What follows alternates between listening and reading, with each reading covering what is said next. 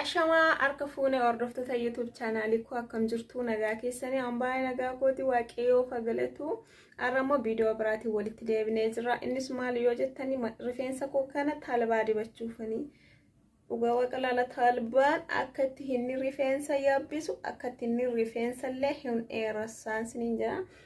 Fuuldura isaa ilaalama rifeensa koo.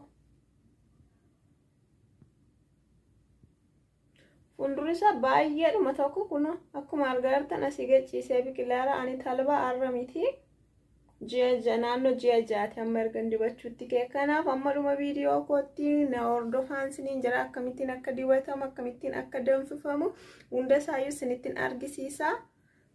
YouTube koo subscribe like comment gochuu hin dagatiinaan siniin jira. Ishee akkuma argaa jirtan bishaan kun danfee jira kun talbaadha.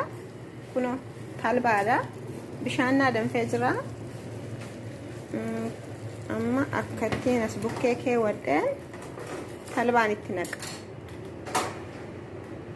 talbaa jechuudha maankaa tokko akkuma guddina rifeensa keessanii amma fakkeenyaaf kan koo rifeensi baay'ee tokko yabbuudha lama ani maankaa sadiitti naqadhe.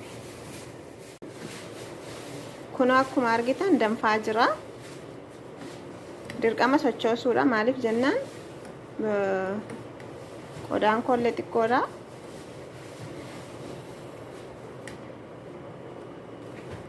Isa unan guuteen sababiinsa maaliif hin guutee rifeensi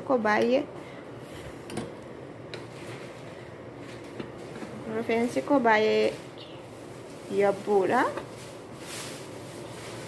Dur akkasumatti garuu rifeensi koo erguman kana dibachuutti kee dhugaan siniin jira baay'ee tokko na yabbatee isa caccabullee hin dhiisee hamma kunoo gara jeelitti jijjiiramaa jira baay'ee mul'atu.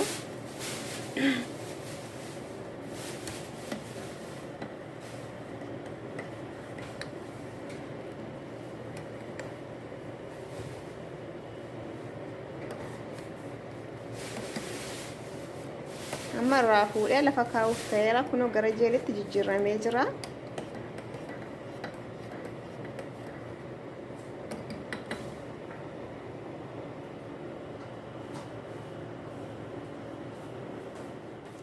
Kunoo akkuma argaa jirtanii